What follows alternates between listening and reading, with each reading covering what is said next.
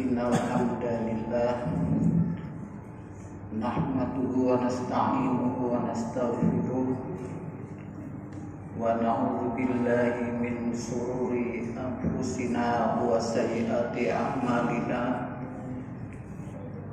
May yahdihillahu fala mudilla lahu wa may yudlil fala hadiyalah.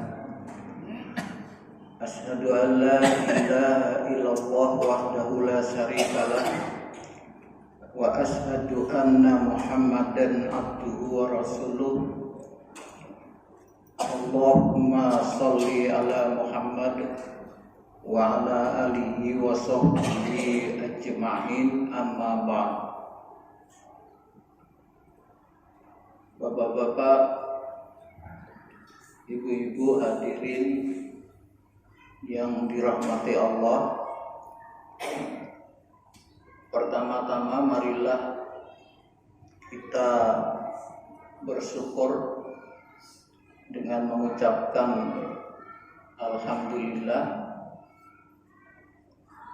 karena kita telah mendapat taufik dan hidayah sehingga dapat berkumpul di tempat yang mulia ini untuk bersama-sama melaksanakan kewajiban baik sholat maghrib dengan berjamaah.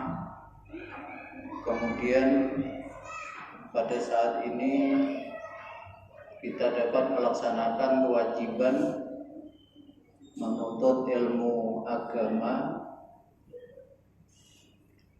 Jadi mudah-mudahan apa yang telah kita lakukan diterima oleh Allah Subhanahu wa ta'ala. Bapak-bapak, ibu-ibu hadirin yang dirahmati Allah, dalam kesempatan ini saya ingin menyampaikan sesuatu yang sangat penting dan menjadi tumpuan harapan nanti dalam kehidupan di akhirat, yaitu untuk mendapatkan syafaat dalam kehidupan akhirat yang memang itu merupakan sesuatu yang harus kita imani, yaitu syafaat dari Allah Subhanahu wa ta'ala, dan itu merupakan prinsip dasar akidah bagi kita orang-orang yang beragama Islam. Imam Ahmad bin Hanbal berkata, termasuk landasan pokok Islam adalah kewajiban mengimani syafaat Nabi Muhammad SAW, dan hal ini sangat penting. Oleh karena itu hendaklah kita konsentrasi untuk membicarakan permasalahan ini, karena di dalam masyarakat umat Islam banyak penyimpangan-penyimpangan yang berkaitan dengan syafaat. Definisi syafaat itu kalau secara bahasa adalah sesuatu yang genap berpasangan. As-sab'u artinya genap, lawan dari al-witru yaitu ganjil. Adapun dalam istilah syariat, syafaat adalah menjadi penengah bagi orang lain untuk mengusahakan kebaikan atau untuk mencegah keburukan. Imam Ibnu Atsir berkata, syafaat disebutkan berulang kali dalam hadis-hadis Rasulullah Shallallahu Alaihi Wasallam dalam perkara yang berkaitan dengan urusan dunia maupun akhirat. Syafaat ini artinya memohon kepada Allah Subhanahu wa taala agar Dia mengampuni dosa-dosa dan kesalahan yang terjadi di antara mereka. Kemudian syarat-syarat untuk mendapatkan syafaat. Semua syafaat itu adalah milik Allah Subhanahu wa taala semata. Maka syafaat yang diterima di sisinya hanyalah syafaat yang memenuhi syarat yang telah ditentukannya. Ini merupakan dasar yang sangat penting. Syafaat adalah milik Allah semata.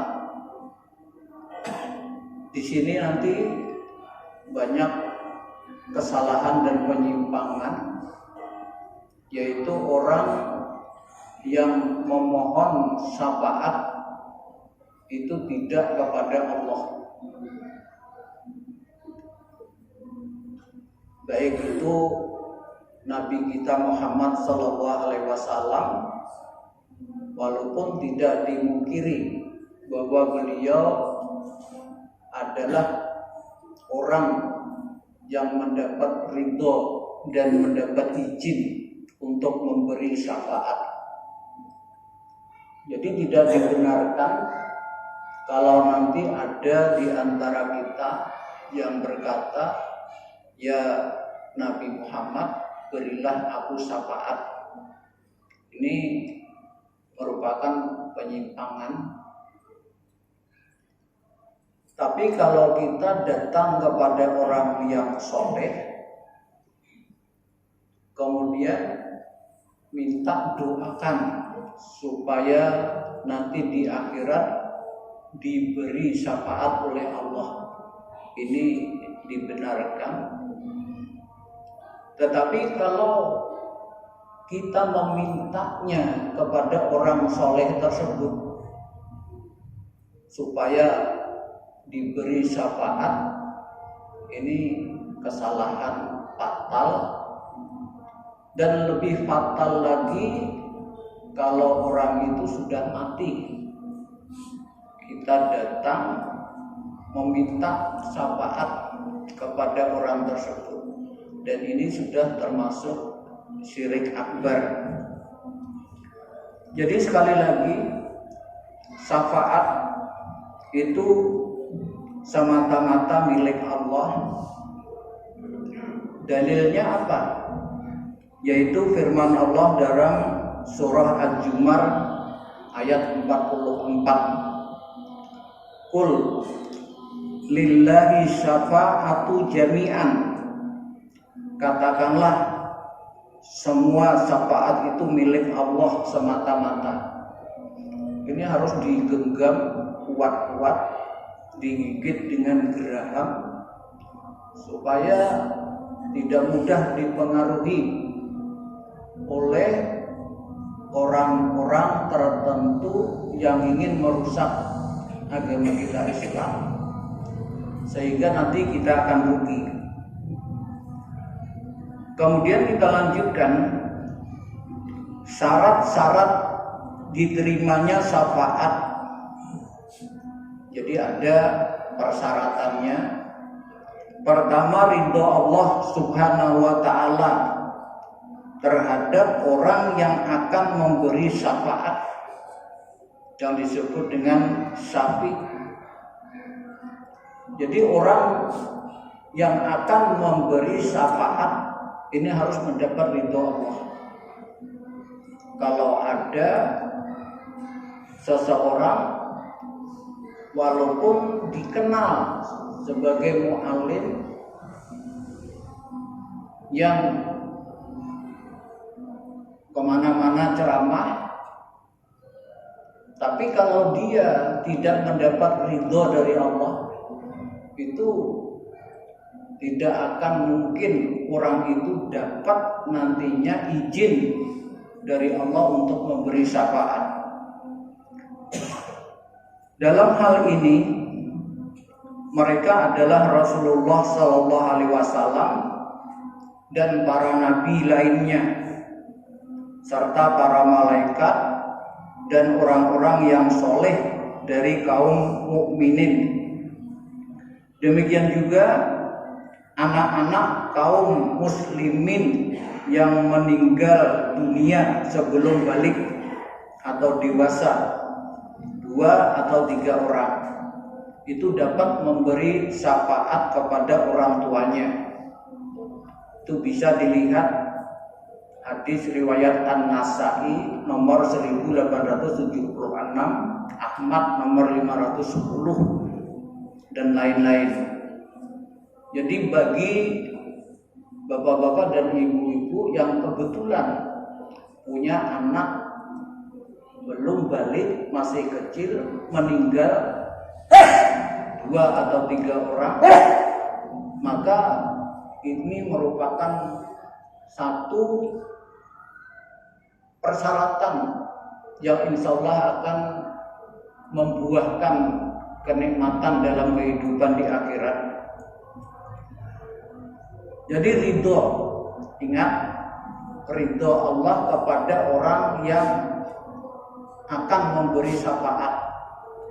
Yang kedua, ridho Allah Ta'ala terhadap orang yang akan diberi syafaat. Jadi orang yang akan diberi syafaat itu juga orang-orang yang diridhoi oleh Allah. Sebagai contoh umpamanya dalam majelis kita ini, kita nggak tahu, mungkin ada yang diridhoi Allah karena di akhirat untuk memberi syafaat. Dan orang yang akan diberi syafaat ini juga harus diridhoi oleh Allah. Umpamanya si A nanti bertanya pada Allah, ya Allah, temanku waktu sholat berjamaah setiap hari selalu ada, kenapa kada terlihat di surga? Ini kalau orang tersebut mendapat ridho, itu oleh Allah diperintahkan untuk menjenguk ke dalam neraka, dan orang itu dibolehkan untuk memberi syafaat penduduk neraka tadi untuk diangkat dan masuk ke dalam surga. Syaratnya yang memberi syafaat diridhoi Allah, dan yang mendapat syafaat ini juga diridhoi oleh Allah. Dalilnya apa? Dalilnya adalah firman Allah dalam surah Al-Anbiya ayat 28, wala yasfa'una illa limanir tabo, dan mereka tidak bisa memberi syafaat melainkan kepada orang yang diridhoi Allah. Nah, di sini upaya kita ini adalah bagaimana caranya supaya kita ini mendapat ridho Allah. Bapak-bapak dan ibu-ibu dalam hal ini bisa membuka surah At-Taubah ayat 100. Di situ dinyatakan as-sabiqunal awwalun minal muhajirin wal ansor wattaba'uhum bi ihsan radhiyallahu anhum wa radu an. orang yang mula-mula masuk Islam dari golongan Muhajirin dan Ansor, artinya para sahabat, walladzina taba'uhum, dan orang-orang yang mengikuti mereka. Jadi oleh karena itu, di dalam upaya mencari ridho Allah, maka kita hendaklah mengikuti bagaimana para sahabat beragama, karena mereka adalah sebaik-baik umat. Khairukum qarni, sebaik-baik di antara kamu adalah orang yang semasa denganku. Tsummal ladzina yalunahum, kemudian yang mengikuti mereka. Tsummal ladzina yalunahum, kemudian yang mengikuti mereka, yaitu tabi'in. Jadi yang kedua adalah orang yang mendapat syafaat juga harus diridhoi oleh Allah. Kemudian yang ketiga, izin Allah Subhanahu wa ta'ala dalam pemberian syafaat tersebut, dan izin darinya adalah setelah ridhonya kepada orang yang akan memberi syafaat dan orang yang akan diberi syafaat. Tadi diridhoi, tapi setelah ridho dapat, ini harus mendapat izin.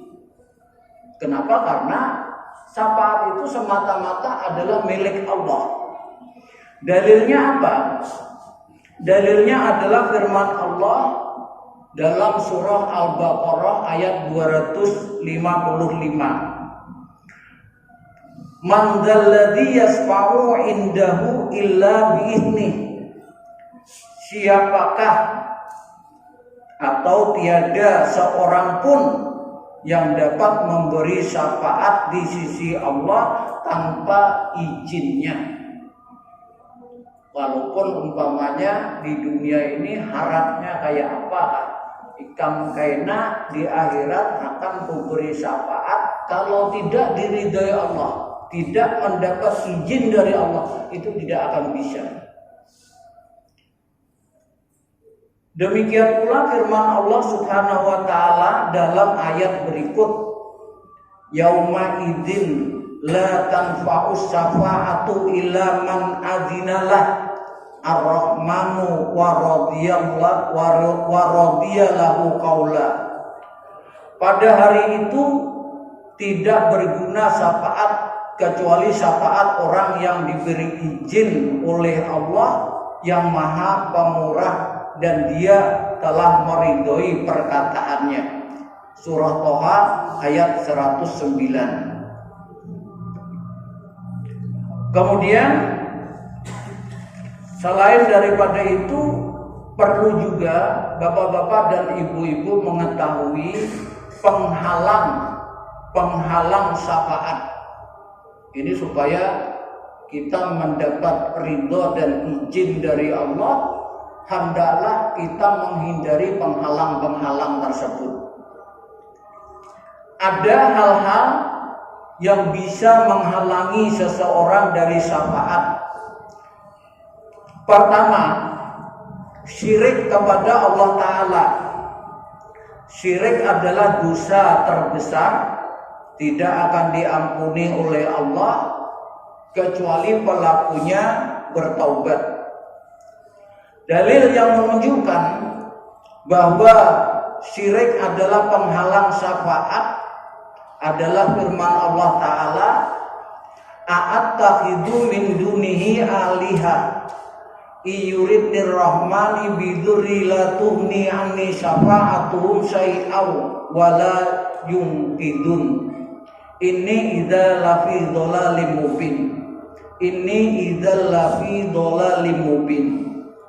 Mengapa aku akan menyembah Tuhan-Tuhan selainnya jika Allah yang Maha Pemurah menghendaki kemudaratan terhadapku? Niscaya syafaat mereka tidak memberi manfaat sedikitpun bagi diriku.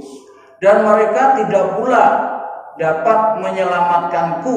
Sesungguhnya aku kalau begitu pasti berada dalam kesesatan yang nyata. Itu surah Yasin ayat 23 sampai 24. Kemudian selain syirik kepada Allah, yang menjadi penghalang diantaranya adalah yang kedua, pemimpin zalim dan sikap berlebihan dalam beragama. Jadi pemimpin yang zalim tuh kita tahu sendiri, yang berbuat aniaya, kemudian berlebih-lebihan dalam beragama, seperti umpamanya melakukan ibadah tetapi tidak dicontohkan oleh Nabi, itu berlebih-lebihan dalam kaifiyat, dalam jumlah, dalam tempat, dalam masa, kemudian juga jenis. Ini harus meniru kepada Rasulullah SAW. Kaifiyat artinya tata cara.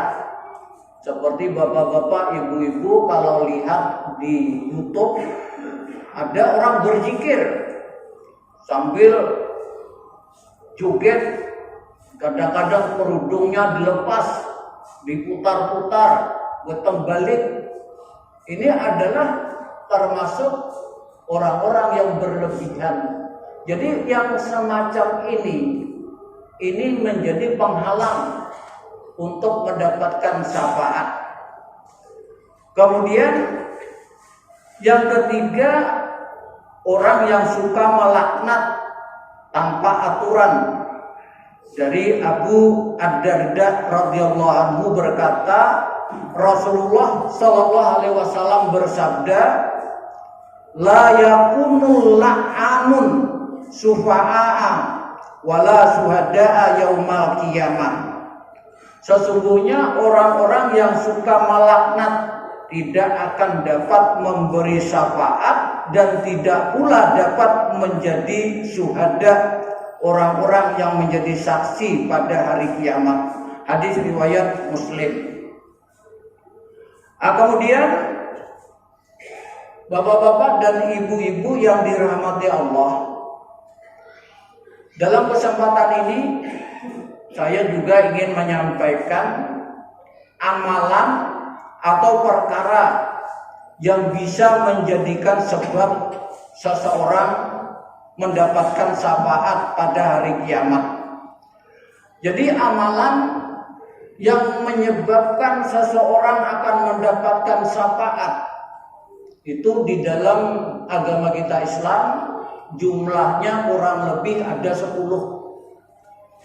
Pertama adalah tauhid, mengikhlaskan ibadah kepada Allah serta ittiba kepada Rasulullah sallallahu alaihi wasallam. Jadi dalam melakukan ibadah itu ikhlas, kemudian ittiba, mencontoh. Jadi yang mudah itu sunnah Nabi tadi bagi dua. Ada sunnah fi'liyah, ada sunnah tarkiyah. Sunnah fi'liyah itu artinya mengerjakan yang dikerjakan Nabi.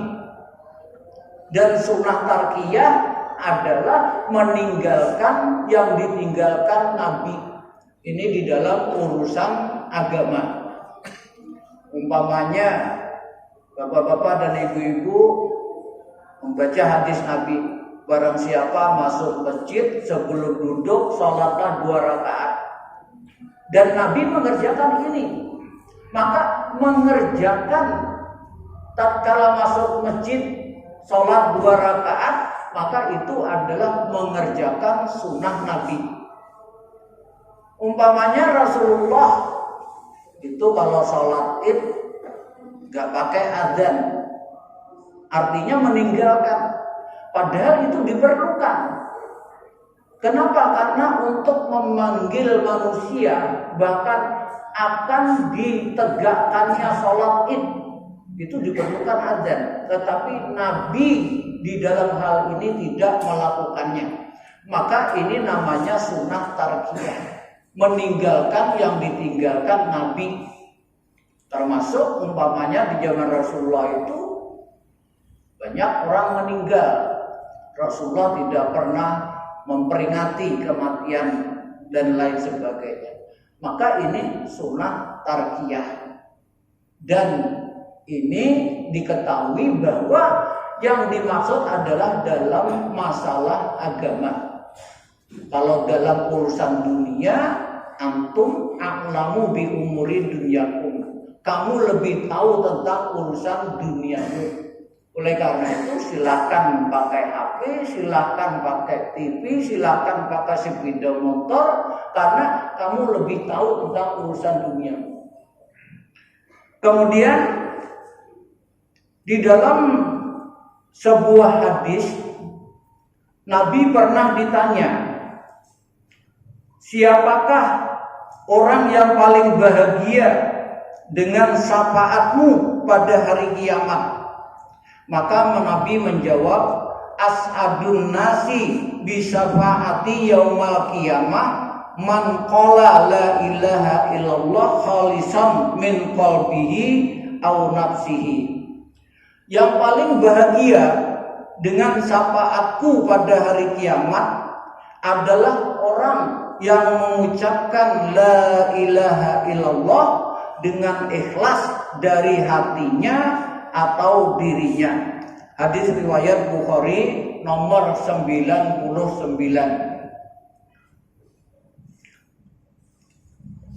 Kemudian yang kedua,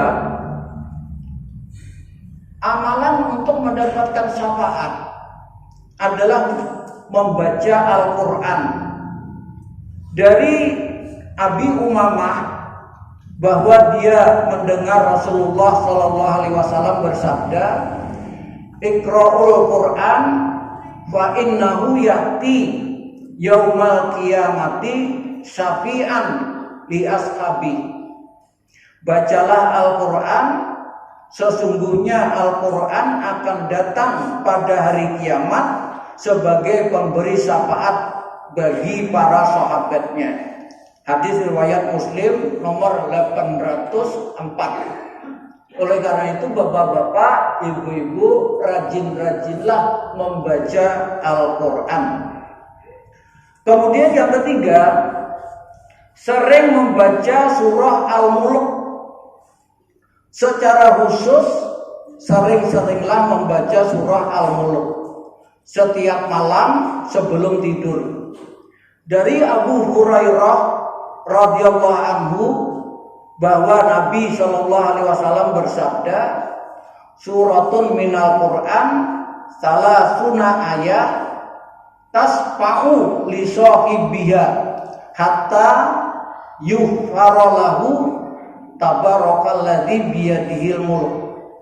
Suatu surat dalam Al-Quran yang terdiri dari 30 ayat pada hari kiamat akan memberi syafaat dengan izin Allah Ta'ala bagi orang yang selalu membacanya dengan merenungkan artinya, sehingga Allah mengampuni dosa-dosanya, yaitu surah Al-Mulk. Kemudian memang di dalam hadis lain dinyatakan sekaligus surah Al-Mulk itu dapat menjadi faktor penyebab kita tidak akan mendapatkan siksa kubur. Ini jangan dianggap remeh siksa kubur. Seandainya Rasulullah bersabda, Rasulullah mendengar jeritan-jeritan orang penghuni kubur. Seandainya manusia ini mendengar, niscaya mereka akan pingsan karena ngerinya. Kemudian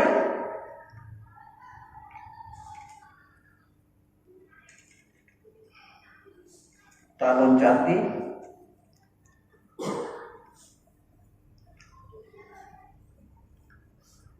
Yang keempat, puasa.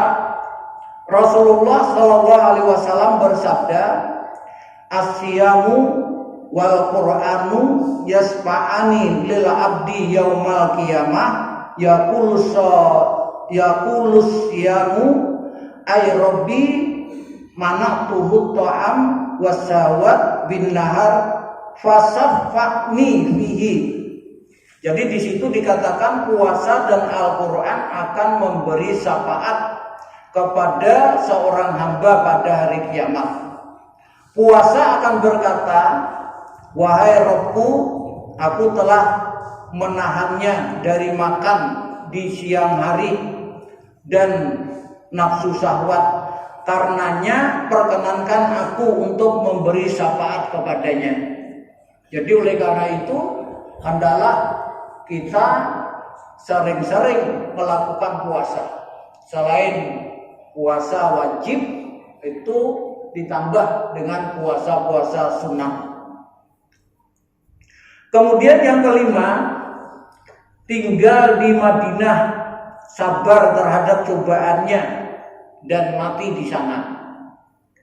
Abu Sa'id pernah mendengar Rasulullah SAW bersabda, la yasbiru ahadun ala la'waiha fayamuta illa kuntu lahu syafi'an au syahidan yaumal qiyamah idza kana musliman. Tidaklah seorang pun sabar terhadap kesusahan Madinah kemudian dia mati kecuali akan memberikan syafaat kepadanya, kecuali aku akan memberikan syafaat padanya atau menjadi saksi baginya pada hari kiamat jika dia seorang muslim. Hadisnya sahih. Dan masih ada hadis-hadis yang lain. Kemudian kita loncati yang keenam, salawat kepada Nabi Muhammad SAW. Dari Ibnu Mas'ud bahwasanya Rasulullah SAW bersabda, aulan nas bi yaumal qiyamati aksaruhum alayya sholatan. Orang yang paling berhak mendapatkan syafaatku pada hari kiamat adalah yang paling banyak sholawat kepadaku. Hadis riwayat Tirmidzi. Bapak-bapak, ibu-ibu, dalam hal ini perlu saya jelaskan bahwa membaca sholawat itu ada yang mutlak, ada yang muqayyad. Yang muqayyad itu ada 8. Yang muqayyad ini harus ada dalilnya. Artinya tauqifiyah. Kalau tidak ada dalil, jangan. Yang mutlak itu boleh dibaca kapan saja, asal bukan di tempat yang dilarang. Jadi yang muqayyad tadi yang ada dalilnya, tatkala tahiyat awal, tahiyat akhir, 1. Tatkala masuk masjid dan keluar masjid, itu 2 sudah. Tatkala sholat jenazah pada takbir yang kedua, itu 3. Tatkala hari Jumat dan malam Jumat, itu perbanyak membaca sholawat. Kemudian yang kelima adalah tatkala kita akan berdoa dan menutup doa, itu bacalah sholawat. Kemudian yang keenam, tatkala disebut nama Nabi Muhammad SAW di samping kita, maka ucapkanlah sholawat. Kalau tidak, itu dinamakan bakhil. Kemudian selanjutnya adalah tatkala kita habis mendengarkan orang azan, itu hendaklah membaca sholawat setelah membaca syahadat secara lengkapnya, asyhadu an la ilaha illallah wa asyhadu anna muhammadan abduhu wa rasuluh, raditu billahi robba wa bi muhammadin sallallahu alaihi wasallam nabiyya wa bil islami dina, Allahumma sholli wa sallim ala nabiyina Muhammad. Hanya berdoa Allahumma robba dakwati tamah dan seterusnya. Di dalam hadis Nabi itu dikatakan, dipastikan kalian akan mendapat syafaatku. Oleh karena itu jangan ditinggalkan, dan ini amat sangat sayang. Yang penting baca sholawat kemudian berdoa setelah adzan selesai diucapkan. Kemudian yang ketujuh, supaya mendapatkan syafaat itu adalah melakukan amalan dengan memperbanyak sujud. Sebagaimana hadis Nabi Shallallahu Alaihi Wasallam bersabda, "Fa'inni ala nafsika bikas roti sujud." Tolonglah aku atas dirimu dengan banyak bersujud. Hadis riwayat Muslim. Itu pae asalnya riwayat dari Rabi'ah bin Ka'ab al-Aslami. Dia berkata, aku pernah bermalam bersama Rasulullah SAW. Lalu aku mendatangi beliau sambil membawakan air wudhu kepada beliau. Kemudian beliau berkata kepadaku, mintalah. Aku berkata, aku minta untuk menemanimu di surga. Mintalah yang lain, gak cukup itu aja. Aku minta menemanimu di surga. Kemudian kata Rasulullah, perbanyaklah, tolonglah aku atas dirimu dengan memperbanyak bersujud. Hadis riwayat Muslim. Kemudian yang kedelapan yang sudah saya terangkan tadi, doa setelah azan. Yaitu Rasulullah bersabda, barang siapa yang membaca doa ketika mendengar azan, yaitu sebagaimana yang kita baca, maka di situ berhak mendapatkan syafaatku pada hari kiamat. Hadis riwayat Bukhari nomor 614 dari Jabir bin Abdillah. Kemudian yang kesembilan, sholatnya sekelompok orang muslim terhadap mayit muslim. Ini penting. Rasulullah bersabda, ma min mayitin tusalli alaihi ummatun minal muslimina yablughuna mi'atan kulluhum yasfa'una lahu illa suffi'u fi.